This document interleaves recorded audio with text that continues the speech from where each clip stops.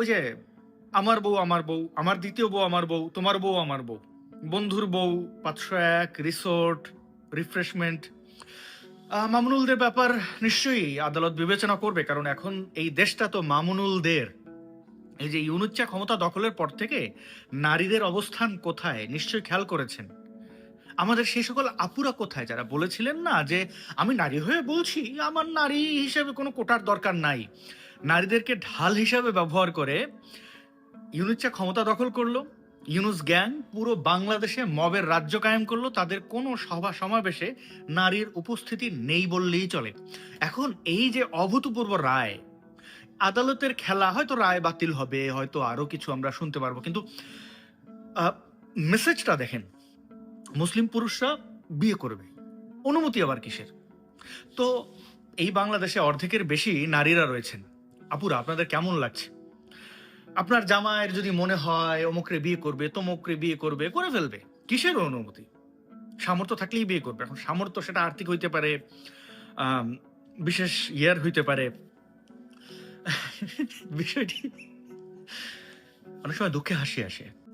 আসসালামু আলাইকুম প্রিয় দর্শক, অন্য মঞ্চের আলাপচারিতায় আপনাদের সকলকে আমন্ত্রণ জানাচ্ছি। যে হাইকোর্ট একটি যুগান্তকারী রায় দিয়েছে। দ্বিতীয় বিয়ে করতে হলে আগে যেমন প্রথম স্ত্রীর অনুমতি লাগতো, এখন আর প্রথম স্ত্রীর অনুমতি লাগবে না। এটা শুনে আমার অনেক বন্ধু, পুরুষ বন্ধু দেখলাম খুবই পুলকিত। আসলেই কি তাই? হাইকোর্ট রায় দিয়েছে এবং হাইকোর্ট বলেছে যে মুসলিম আইনে কোথাও বাধ্যবাধকতা নাই যে দ্বিতীয় বিয়ে করতে গেলে প্রথম স্ত্রীর অনুমতি নিতে হবে। কিন্তু যেটা আছে সেটা হলো যে আরবিট্রেশন কাউন্সিলের অনুমোদন লাগবে কেউ যদি দ্বিতীয় বিয়ে করতে চায়। এখন কথা হলো যে আরবিট্রেশন কাউন্সিলটা কি? এটা হলো অনেকটা স্থানীয় পর্যায়ের একটা সালিসি কমিটির মতো। এটা ধরেন ইউনিয়নে যদি হয় সেক্ষেত্রে ইউনিয়ন চেয়ারম্যান, যদি পৌরসভায় হয় পৌরসভার মেয়র, বা সিটি কর্পোরেশনের মেয়র বা তার প্রতিনিধি, এবং স্বামীর পক্ষের একজন প্রতিনিধি, স্ত্রীর পক্ষের একজন প্রতিনিধি সহ 3 থেকে 5 জনের একটা সালিসি কমিটি। সেইখানে স্ত্রীর পক্ষের যিনি প্রতিনিধি থাকবেন তার মতামতটা গুরুত্বের সাথে দেখা হবে। অর্থাৎ প্রথম স্ত্রী সরাসরি কি বললো না বললো, অনুমতি দিল কিনা, তার চেয়ে কথা হলো যে ওই সালিসি কমিটিতে এটা আলোচনা হবে, এবং সেই কমিটি যদি দুই পক্ষের আলোচনা এবং সবকিছু বিবেচনা করে মনে করে যে স্বামী দ্বিতীয় বিয়ে করতে হবে, তাহলেই কেবল করতে পারবে। সুতরাং এই প্রথম স্ত্রীর অনুমতির চেয়ে ব্যাপারটা কিন্তু আরো কঠিন হয়ে গেল, এবং এইটাই মুসলিম আইনে আছে। সুতরাং যারা এই হাইকোর্টের যুগান্তকারী রায়ে খুশি হয়েছিলেন এবং দ্বিতীয় বিয়ে করার জন্য অলরেডি উসখুস করা শুরু করছেন, তারা এই বিষয়টি একটু জানবেন। এবং বাংলাদেশের হাইকোর্ট অভূতপূর্ব একটি রায় দিয়েছে। হাইকোর্ট বলছে এখন থেকে মুসলিম পুরুষরা দ্বিতীয়, তৃতীয়, চতুর্থ বিয়ে করতে গেলে প্রথম স্ত্রী বা দ্বিতীয় স্ত্রীর কোনো প্রকার অনুমতি নিতে হবে না, কারণ ইসলাম এমন কোনো অনুমতির কথা উল্লেখ করেনি। তাই ইসলামিক আদালত এই রায়টি দিয়েছে।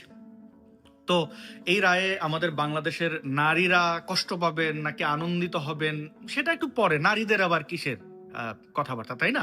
আমরা বরং মানবিক বিয়ে নিয়ে একটু ভাবি। 501 মামুনুল হকদের কি হবে? তাদের ব্যাপারে তো আদালত কিছু বলে নাই। অর্থাৎ ওই যে আমার বউ আমার বউ, আমার দ্বিতীয় বউ আমার বউ, তোমার বউ আমার বউ, বন্ধুর বউ, 501, রিসোর্ট, রিফ্রেশমেন্ট। মামুনুলদের ব্যাপার নিশ্চয়ই আদালত বিবেচনা করবে, কারণ এখন এই দেশটা তো মামুনুলদের। এই যে ইউনুচ্চা ক্ষমতা দখলের পর থেকে নারীদের অবস্থান কোথায় নিশ্চয়ই খেয়াল করেছেন।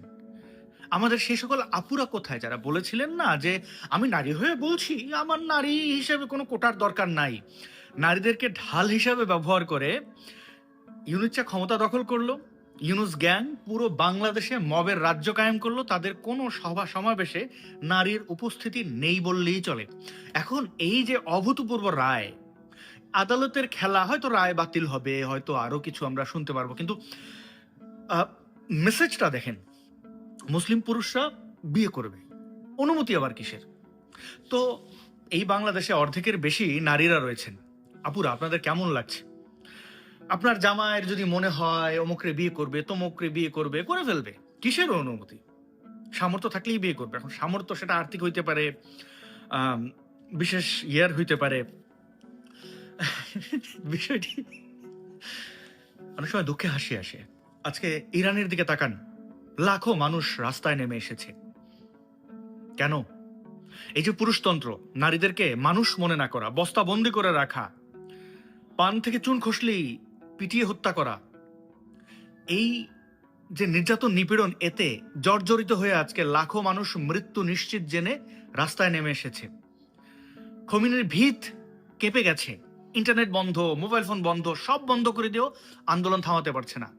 শত শত মানুষকে হত্যা করছে নির্বিচারে, হাসপাতালগুলো লাশের স্তূপ হয়ে গেছে, থামছে না আন্দোলন। আজ ইরান যে আন্দোলনটা করছে, আমাদের বাংলাদেশে ওই আন্দোলন করতে হবে। কারণ বাংলাদেশ আফগানিস্তানের পথে হাঁটছে, ইরানের পথে হাঁটছে। কত বড় বেকুব হলে পরে একটা জাতিগোষ্ঠী মহান মুক্তিযুদ্ধের মাধ্যমে অর্জিত এই বাংলাদেশ, এই অসাম্প্রদায়িক বাংলাদেশটাকে একটা সাম্প্রদায়িক চিত্র দেওয়ার চেষ্টা হচ্ছে। কি একটা ভাব! আদালত, হাইকোর্ট বলছে পুরুষরা একাধিক বিয়ে করতে পারবে মুসলিম হলেই। কোনো কোনো কোনো ভাবনা চিন্তার দরকার নাই। নারীরা, নারীদের বিয়ে, ও নারীরা মানুষ না, একমাত্র পুরুষরাই, তাদেরই সব ইচ্ছা অনিচ্ছা। বিশেষ অঙ্গ শুধু পুরুষের আছে, বিশেষ চাহিদা, যৌনকর্ম করার খায়েশ, আকাঙ্ক্ষা শুধুমাত্র পুরুষেরই আছে, তাই না? নারীর, অবশ্য যে বাংলাদেশে আর বেশিরভাগ নারীরা বর্তমানেও জানেই না যৌনতা কি, তাদের পার্টনারদের যা অবস্থা দেখি, তাতে তো আর আলাদা করে কিছু বলার নাই। আদালত যে ঘটনাটি ঘটালো, এটা দুঃখের নাকি লজ্জার আপনারা একটু খেয়াল করে দেখেন। যে সকল আপ্পীরা আন্দোলন করেছিলেন, নতুন স্বপ্ন দেখেছিলেন, স্বপ্ন দেখা ভালো, কিন্তু কাদের কাঁধে চড়ে আপনারা নদী পার হবেন সেটাও তো একটা বিষয়। ওটা কি হাতি নাকি গাধা নাকি পিঁপড়া? অবশ্য হাতি, গাধা, পিঁপড়ারও নির্দিষ্ট ধর্ম আছে, তাদের ধরন অনুযায়ী, তাদের গড়ন অনুযায়ী আমরা বুঝতে পারি কে কি পারবে কে কি পারবে না। কিন্তু এই যে ইসলামিক সন্ত্রাসী, তাদের কোনো গ্যারান্টি ওয়ারান্টি নাই, তাদের কোনো রূপ গুণ কিছু নাই, আছে শুধু বর্বরতা। একটা সমাজ, একটা সভ্যতাকে কিভাবে তলানিতে নিয়ে যেতে হয় তার সকল বন্দোবস্ত এরা করবে। এখন আপনি প্রশ্ন তুলতে পারেন, বিচারপতি উচ্চ আদালতের, তিনি তিনি কি বুঝে রায় দিলেন? আরে আসিফ নজরুলের বিচারপতি, আসিফ নজরুলের আদালত, কেউ কেউ এটাকে ক্যাঙ্গারু আদালত বলে। আদালতের অবস্থা কি তা তো আপনারা জানেন। কয়েকটা উদাহরণ দেই। পুলিশকে হত্যা করেছে এমন কথাবার্তা বীর দর্বে থানায় বসে বলল মাহাদি নামের ওই জুলাই জঙ্গি, তাকে ওভার দ্য নাইট বেল দিয়ে দেওয়া হলো না? দীপুচন্দ্র রায়কে, যে দাসকে, যে নৃশংসভাবে হত্যা করা হয়েছে, যার উদাহরণ সারা বিশ্বে বাংলাদেশিদের আসলে বয়ে বেড়াতে হচ্ছে। বাংলাদেশ শুনলে বলে তোমার দেশে এরকম একটা মানুষকে পুড়িয়ে মেরে ফেলা হয়েছে। সেই ঘটনায় যারা হত্যার সাথে সরাসরি সম্পৃক্ত, তাদেরকে ধরে কয়েক ঘন্টার ভিতরে বেল দিয়ে দেওয়া হচ্ছে। এই তাহারিমা ফাহারিমা কি কি নাম, জুলাই জঙ্গি, ওগুলারে ধরে ছাড়ে। আদালত তো আর এখন আদালত নাই। এই বাংলাদেশের পাবলিক বিশ্ববিদ্যালয়গুলোতে কি পরিমাণে শিক্ষকদের নির্যাতন নিপীড়ন করা হচ্ছে, অথচ আপনারা দেখবেন না এই শিক্ষকদের যে দলগুলো ইউনুচার বা এই ডিপ স্টেটের সাথে এলাই, তারা কোনো কথা বলছে। আপনি দেখবেন না এই শিক্ষক নেটওয়ার্কের দালাল ফাহিমুদুল হক থেকে শুরু করে অন্য দালাল যেগুলো আসলে অর্থ খেয়ে বা বিভিন্ন সুযোগ সুবিধায় বা বিভিন্ন ব্যক্তি আক্রোশ থেকে এই জুলাই জঙ্গিদের এখনো চেটে যাচ্ছে, তাদের পক্ষ থেকে শিক্ষকদের উপরে নির্যাতন নিপীড়ন নিয়ে কোনো কথা বলতে তারা বলবে না। তারা আবার যখন এই বাংলাদেশে মাইর খাবে, এই বাংলাদেশে তাদের পিঠে মানে পিলারের সাথে বাইন্ধা রাখবে, তখন তাদের মনে পড়বে, আরে কত দূর চলে আসলাম। এই দিন দিন না। তুমি আমেরিকায় থাকো, কানাডায় থাকো, ইউরোপে থাকো বা বাংলাদেশে, যে বিষ বাষ্প ছড়াচ্ছ সমাজে, যে বিষ বৃক্ষ তোমরা তৈরি করেছো, সেই বিষ বৃক্ষের নিচে পানি দিয়েছো, তুমি যে নেটওয়ার্কেরও হও না কেন, শাস্তি তোমাকে পেতে হবে। কারমা এই যে বীজ বলে না, আসছে আসছে দে আসছে। ইউনিচার বাংলাদেশ কি আমাদের উপহার দিল তা তো আমাদের কাছে স্পষ্ট। আজ এই দেশের বীর পুরুষরা বিয়ে করবে, বিয়ে বিয়ে বিয়ে বিয়ে করবে তো করবে। মানে মনস্তত্ত্বটা ভাবেন, বিয়ে মানে কি ফাইজলামি? একটা কমিটমেন্ট। শুধু বিয়ে কেন, কারোর সাথে প্রেমের চুক্তি হলেও সেটা একটা বৃহৎ কমিটমেন্ট, দুটো মানুষের স্বপ্ন, দুটো মানুষের সংসার। তো আপনি চাইলেই হুট করে ভেঙে দিতে পারেন না। আপনার মনে পড়লো যে আচ্ছা আমার ভাল লাগে না, আমার তারে এখন ভাল লাগে। তো এই ভাল লাগার কথা আগে কোথায় আসলো, মানে ছিল কোথায়?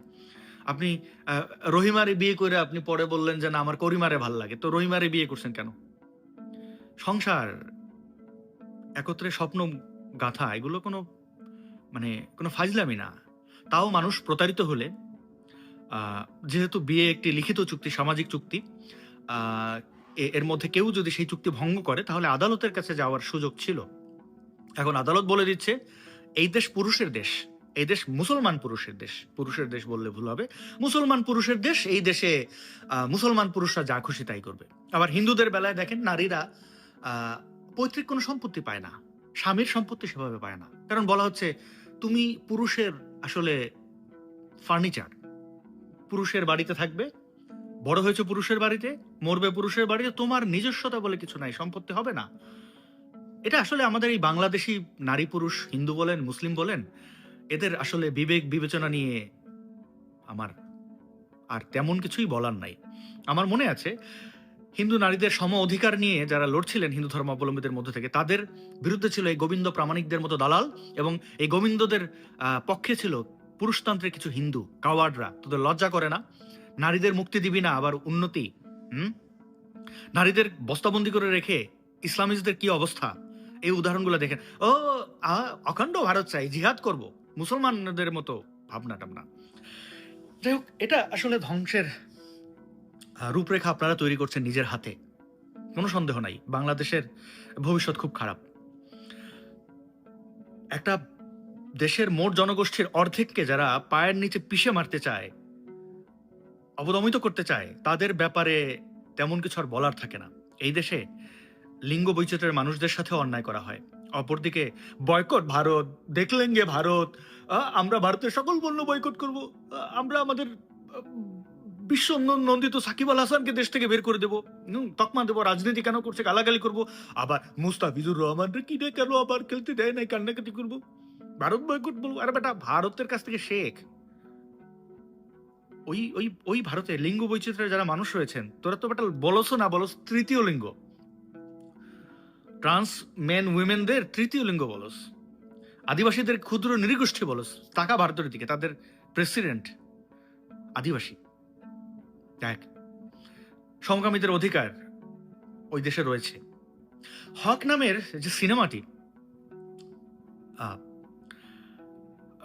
সেই যে সাফারিংস 1980 সেই ঐতিহাসিক রায়, সেই বানু বেগম সম্ভবত, আমি একটু নামটা দেখে বলি, এই নামটা না দেখে বলা অন্যায় হয়ে যাবে, যিনি এত সংগ্রাম করেছেন, শাহ বানু বেগম। তাঁর যেই লড়াইকে কেন্দ্র করে সিনেমাটি হয়েছে হক, সদ্য মুক্তি পেয়েছে। আপনারা দেখতে পারেন সিনেমাটি। আপনারা এই সিনেমাটি থেকে আসলে আমরা যারা কথা বলি এবং সেই কথাগুলোকে আপনারা বিদ্বেষ হিসেবে অনেকে দেখেন, মনে করেন যে আমরা আসলে এই জাতি বা এই গোষ্ঠীর খারাপ চাই, তাদেরকে দেখতে পারি না। আসলে আমরা কি চাই হক সিনেমাটা দেখলে বুঝতে পারবেন। এই যে আমার মুসলিম বোনেরা, মায়েরা, হ্যাঁ, তাদের যারা স্বামী রয়েছে এবং যারা লুচ্চা বদমাস মামুনুলদের মতো, তো তাদের হাত থেকে বাঁচার আর উপায় কি রইল?